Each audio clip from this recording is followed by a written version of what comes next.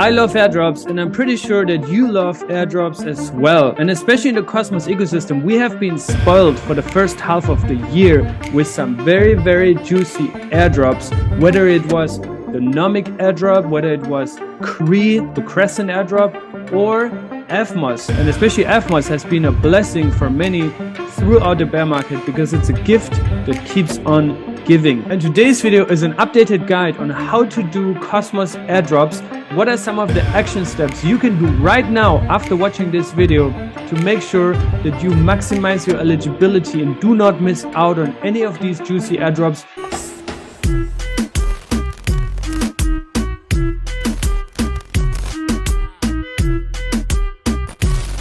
Actually, this is the third video in this series for Cosmos airdrops, and there's just so much going on that it's sometimes hard to keep up with everything. So I try to make these videos to keep you posted and remind you also for some of the things that are supposed to be obvious, but for some people are not obvious. This is why we start with general rules on how to do Cosmos airdrops and how to do airdrops in general, actually, right?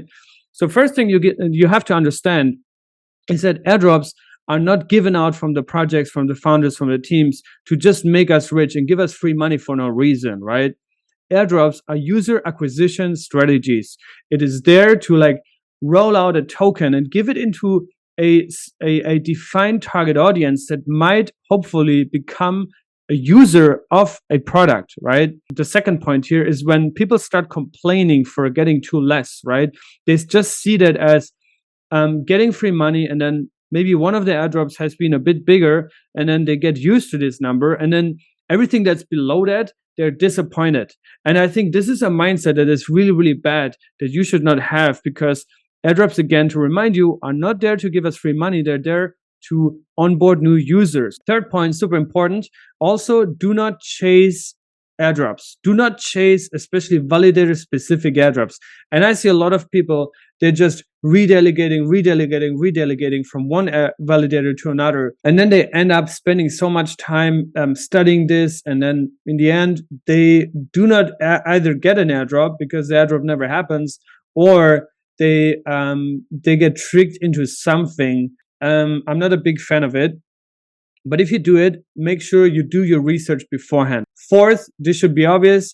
Avoid centralized exchanges, centralized platforms, right? We've seen with Celsius, not just the counterparty risk that you have, but also you're not getting eligible for airdrops. Like these centralized platforms get the airdrop, but they don't distribute it to their users, right? And then fifth, diversify. Don't just hold everything liquid on your account. Put the majority, that's at least what I do and what I recommend, into staking. So you generate cash flow, and by staking you're also securing the network. So let's look more into specific things that you can do, that you have to do actually. Number one, obviously stake natively on chain. Do not use any centralized earning platform like Binance Earn or even Kraken. Number two, participate in governance. Go vote. You can do it in Kepler, super easy. Any other wallet usually has very easy access to governance. And then number three, choose your validator. And I know I might be repeating myself here, but these things are extremely important. Choose your validator. Delegate to a validator that you think is contributing value to the ecosystem. No centralized exchanges, and also diversify maybe outside of top 10 validators, outside of, even top 50 validators. Sometimes there's also validators that really want to get into the active set. Also help them to get into it, not with the mindset always to just optimize for airdrops, but also to like optimize for decentralization. Also, number four, use testnets, pre-releases. Sometimes they push out products before they go fully live, and also contribute to writing either code if you can, or reviews, or just help with articles, content, all these kind of things. My personal opinion, that's number five. What coins should you be staking in the Cosmos ecosystem to really maximize your eligibility?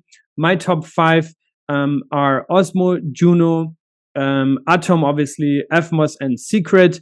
Because it would be really sad if you only had 9 Atom stake and then you don't get any airdrop because it's like too little in terms of like minimum requirements. But that's about the housekeeping. Now let's get into some of the specific airdrops that are coming up in the Cosmos ecosystem. The first one that's coming up, and that's also one that I'm super excited about, is GNO Land. GNO Land is a no-lang smart contract platform on Cosmos for interoperable as well as scalable smart contracts. It's kind of like this next generation smart contract platform developed and founded by Jae Kwon, who is one of the two original founders of Cosmos itself, right?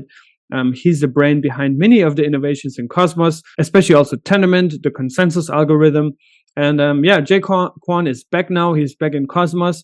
And he teased some things here and there. What he teased so far is that there will be a dual token model. So there will be two tokens. One of them will be mostly airdropped, and the other one will be earned, right? So you have NOT and you have NOSH. NOT is the one that will be airdropped to Atom stakers and holders. There has been controversy around how this airdrop is being done, because what he did is he teased that for proposal 69, which was to implement CosmWasm on the Cosmos Hub, Jay was very against it because it would add more complexity.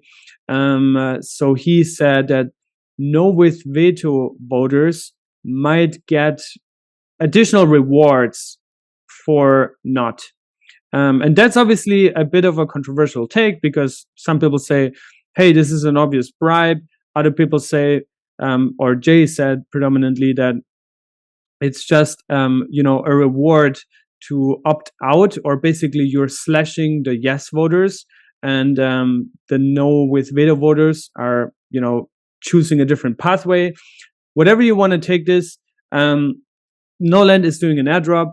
What you can do as of today, you can be an active contributor, you can review code, write code, you can create content. And I think this might still be, you know, this might still be factored into your airdrop allocation.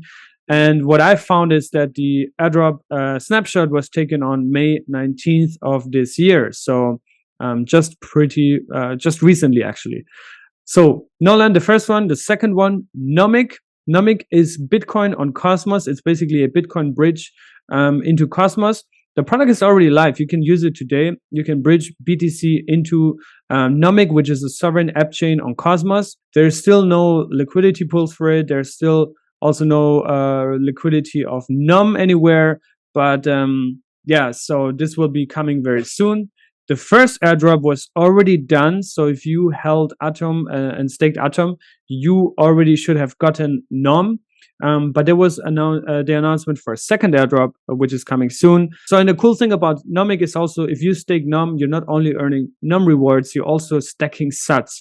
You're earning sats proportional to how much you have staked, but basically the sats are coming from the fees that depositors pay to bring BTC onto Nomic. This is a very cool concept. It's still quite high the fee, but I think they also want to make sure that everything works, is secure, before they really go for higher volumes and higher liquidity. Quicksilver, and now we're switching into the liquid staking department. Quicksilver is an interchain liquid staking protocol for the Cosmos ecosystem. The interesting thing about them, and I'm really excited how that will play out, is that they first launched as a sovereign blockchain, I think to just accelerate the time to market. And then they will implement interchain security, which is this feature from the Cosmos Hub that consumer chains can launch and pack to the Cosmos Hub, similar to what parachains are to the Polkadot relay chain. Consumer chains will be renting security from the Cosmos Hub, which means they do not need their own validator set. And I'm very interested to see how that will play out with Quicksilver as they migrate from having their own validator set to a consumer chain on Cosmos, on the Cosmos Hub. What is confirmed, and that's pretty big, a 50% Genesis QKC airdrop, which is 100 million coins, so total supply 200 million coins, for Atom, JUNO, and OSMO stakers, right? The three big blue chips in Cosmos, if you will. JUNO and OSMO, by the way, also got airdropped initially to Atom stakers. So Atom, after all, is still the king in Cosmos. And yeah, QKC will be rolled out, I think, very soon. The snapshot date wasn't announced. So I'm not sure if that still is ahead of us. But as Quicksilver is a liquid staking protocol, it means the more chains they onboard to liquefy their tokens, the more airdrops for these chains will be reserved and allocated, because obviously they also want to onboard users of their chain, right? So let's say, for example, if they do SCRT liquid staking, then there might be an airdrop for SCRT stakers, right? For QKC. But yeah, this is interesting. Quicksilver is coming very soon. I'm very excited about it. The same also counts for Stride. Stride is also a liquid staking protocol. That's why I just kept the title here the same. But what they're basically doing is they will stay a sovereign Cosmos app chain, so they don't have any plans to become a consumer chain. And they just announced a 6.3% Genesis ST airdrop. ST is a native coin of Stride, which is much lower than the 50% of Quicksilver, but still 6.3%. Again, as I said in the very beginning, it's a different approach they're taking. We'll see how it plays out. And it's also for Atom, JUNO, and OSMO stakers. And similar to Quicksilver, more airdrops for new chains will be reserved. And I think also Quicksilver, by the way, has a portion of the inflation reserved for incentives for new chains to liquefy their native coins, which is really, really cool. Not sure if Stride has that. I don't think so. But definitely Stride has also a bigger reserve now for future airdrops, whether that's for the same group of people or whether that's for new onboarding chains.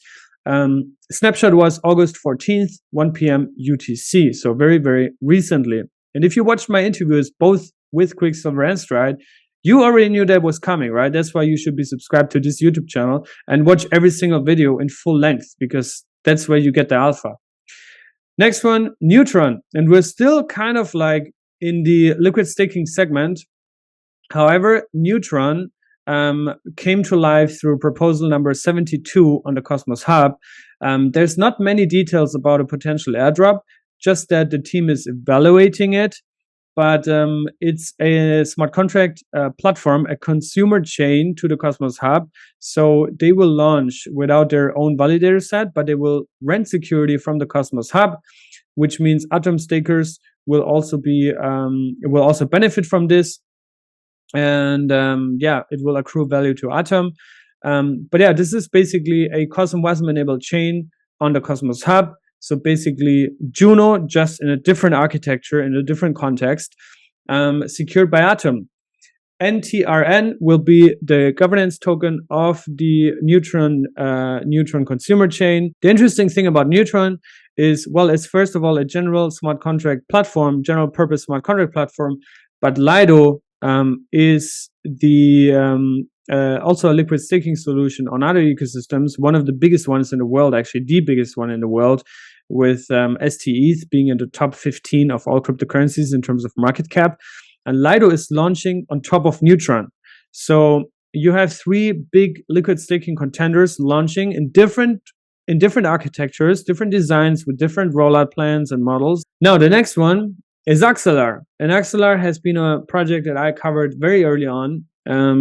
It's a sovereign chain on Cosmos, but it's an interoperability terminal. So it basically aims to be this ultimate compatibility component between sovereign networks, sovereign ecosystems beyond Cosmos. What we know so far is that Sunny teased an AXL airdrop, as the Osmosis Foundation was granted a small percentage of the supply of AXL, the native coin of Axelar.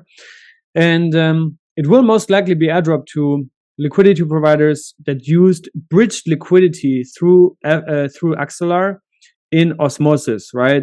So if you've ever used Satellite, which I strongly recommend you to do, just to play around with it, never go all in on these things, right? We're all still traumatized and have PTSD from the Nomad hack. But yeah, use Satellite, play around with it a little bit. Next one is Passage3d. Passage is building virtual worlds. They're building the metaverse of Cosmos. They're also the team that is developing Strange Clan, which is a play-to-own game. And they are building also as a sovereign app chain on Cosmos. Their launch is just around the corner, mainnet launch. And the PASG airdrop has been confirmed for number 1, Town 1 and 2 Strange Clan NFT holders, which is obvious. but then also rumors. This is not confirmed yet for stakers and liquidity providers, but the details are still pending on that. Then there's also a couple of rumors, right? We have Saga Network, we have Archway, DAO that just launched actually. We also have Composable, which is a Polkadot parachain, but they will implement also CosmWasm and IBC now, and they haven't rolled out their token yet, as well as Stay Network. And if you want to stay up to date with all the airdrops and also smaller ones, right? I just mentioned the big ones here in this video. But if you want to stay up to date with small ones, then I strongly recommend you to visit Airdrops.one. And here you can find also very, very well organized all the airdrops, what they are, snapshot dates, all at one glance, who is qualified, airdrop size, and if you can claim it now, right? I hope you guys are now a bit smarter when it comes to Cosmos airdrops. I'll see you guys in the next one. Stay safe and be good.